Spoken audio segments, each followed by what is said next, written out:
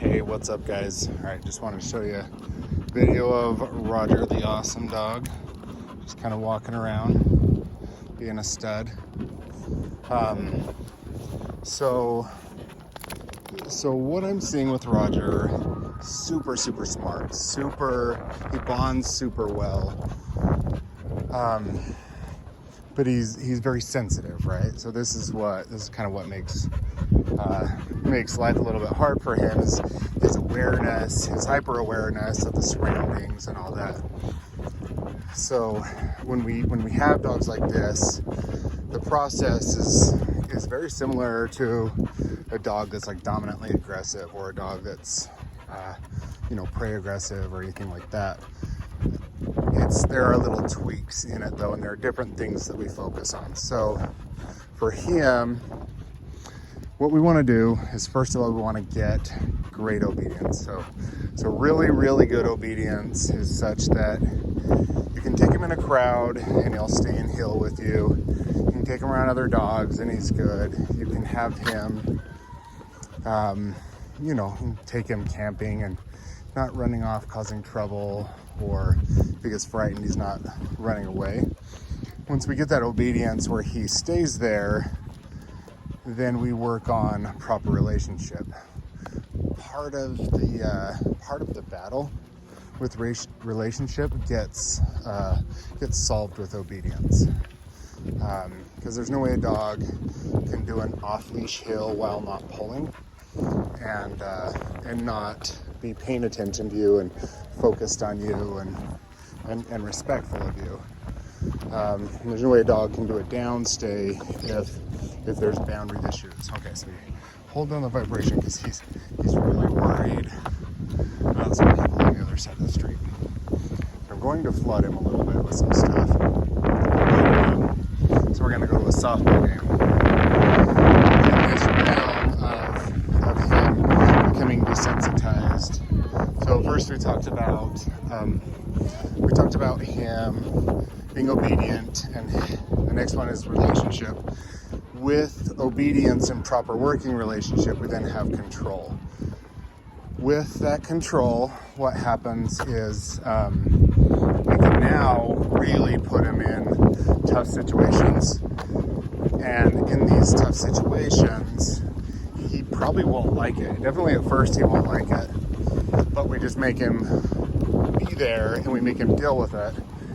And then as he continues to be there and deal with it, and continues to have like non-dramatic, non-issue, non-event interactions with the world, he desensitizes. So that means, we take him around and we don't even maybe we don't let him meet people, because he really doesn't want to. He's an introvert. So in that realm with introverts, they just need space at first. So we want to give him the respect of the space.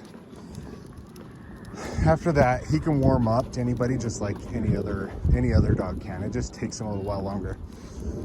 And then after we're getting these situations over and over, and he's desensitizing and things are going good, then we work on some classical conditioning, positive association stuff. But the lion's share, 95-97% of the work is done in non-adrenalized, boring, repeated, controlled exposure, where we're not elevating him with food. In fact, he doesn't want food in these situations, but we're just getting him in here and just having him be. Like, don't fight, don't run away, just be here and have these emotions, but call them out and just work through them. Anyway, it's the same thing as exposure therapy in humans. So there's kind of the way that we get through it. We don't let them fixate. I don't even redirect. Whoops. I don't even redirect unless it's okay. So he's wanting to go around this side because he doesn't want to walk next to people on the sidewalk. And so on the e-collar, I'm fairly low, but I tapped it and he was like, I went over there. Now, we can't allow him to go to the other side. And then up here we have just tons of people. So I'm just gonna make him go through here and I'm gonna redirect him. But I doubt I'll stop and talk to anybody. I don't want him feeling like he's been put in a situation here. We just want him to kind of move through it. So as we go, so I'm vibrating right here. Hey, Hill. He didn't really react to the vibration. Hey. Hill. So as we get through here, there's some benefits to him kind of being a little bit flooded and overwhelmed. Whereas in some of these situations, like if there's a kid running by on a scooter, that could be a situation where a dog can chase the scooter. But when there's 50 kids and 50 scooters, then it's far less likely that they're going to do anything just by way of being very overwhelmed with the whole thing.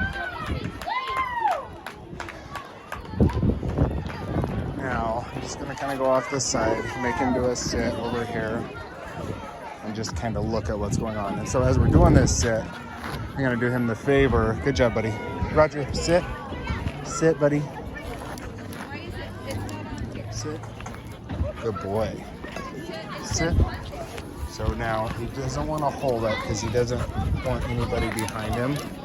So if you're looking, Raj, you're looking at him like this mouth open and the wild eyes and stuff. This is him just like being adrenaline. It's like, holy crap, Joe, this is so intense. Something's going on here. Well, the thing about being adrenalized and being like heightened and anxious and all that stuff is that it's exhausting. Oops, sit, Roger, sit. Good boy.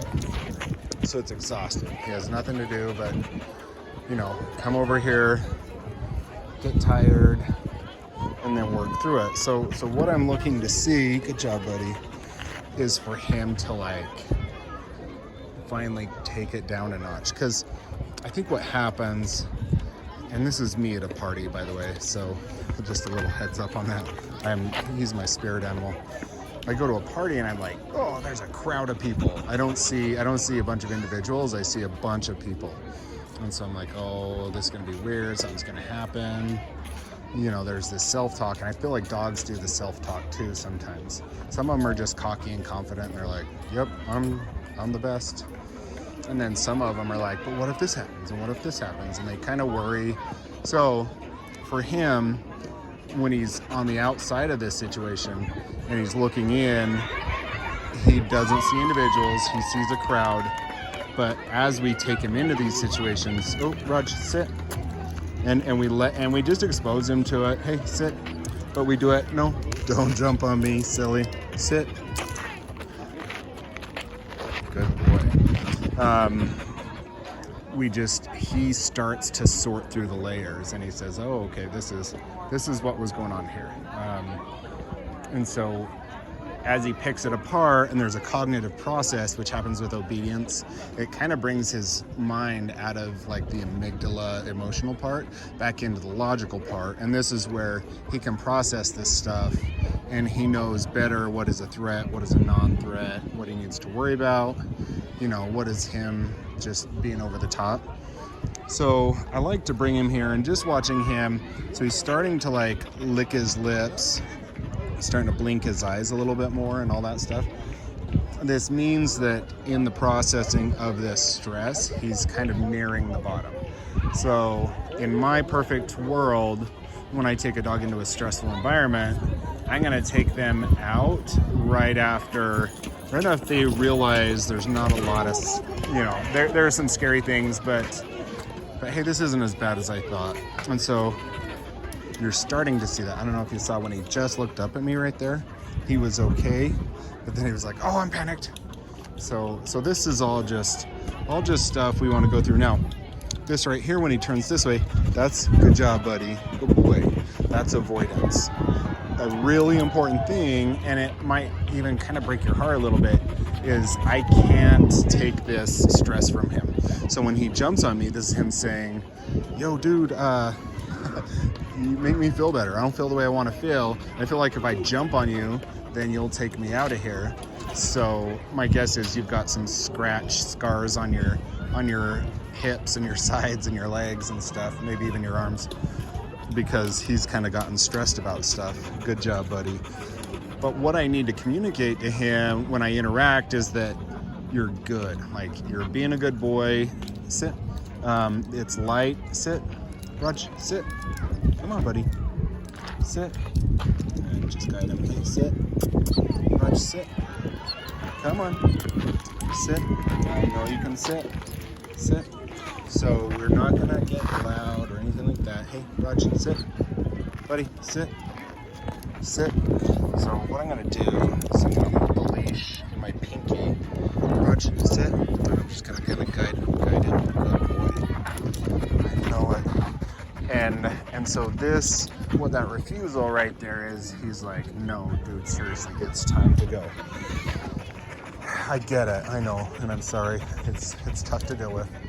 I get it. He like wants to get out of here because I am kind of the same way. Because everybody looks at me like this kind of creepy of middle-aged man looking all haggard and lonely and a panicked dog. What is this all about?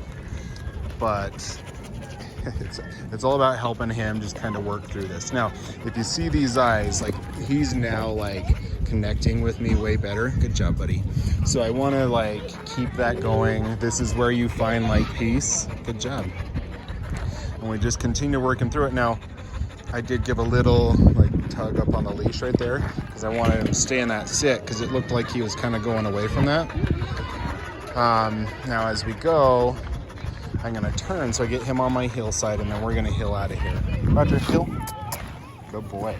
Now the important thing is I'm not gonna let him pull to get out of here because that's typically what the move is in this situation. You don't want to pull and just like get out as quickly as possible. Dogs do this at doorways. They just all sorts of times when they do it. Good job, buddy. So he's processing it. Yeah, there's been dogs around. Lots of kids. It's almost like taking them to the state fair is the Little League girls softball. Sorry if this is painful to watch, by the way. I usually don't do 12-minute videos, but it's pretty content rich, so I'm gonna let it go. Now, up here, there's a dog that I see that's off leash. I don't know how much control they have over it. Looks like it's got some similar component breeds as our boy here. So I'm just gonna give him a little bit of a wide berth because I see that the owner's not really looking or paying attention. Let's see, so to look at him, okay, so yeah, I can stay on the sidewalk with it. But basically, yeah, he's under control really well. Raj wanted to say hi to the kid. Good job, puppy. Yeah, it's super cool, right? I'm very proud of him. He's he's moving along really well. Heel. So vibration right there, and I let off right there just to keep him what the vibration or what low level stim will do in that situation. It's not so much that it punishes him going out of heel, it's that it creates an urgency to get him back. So if I drop the leash right here, he's just dragging it, just walking with me. I'll show you when I push it here. Good job, buddy. Raj, heel. It's a little far, good boy. So I didn't push it right there because as soon as I said heel, he was like, got it, boss. Anyway, this is why I love him. He's all heart, he's super sweet. He's just a creature trying to get through this world just like the rest of us. But I don't know. Hopefully that was fun and interesting. Hopefully you guys are hanging in there, not missing him too much.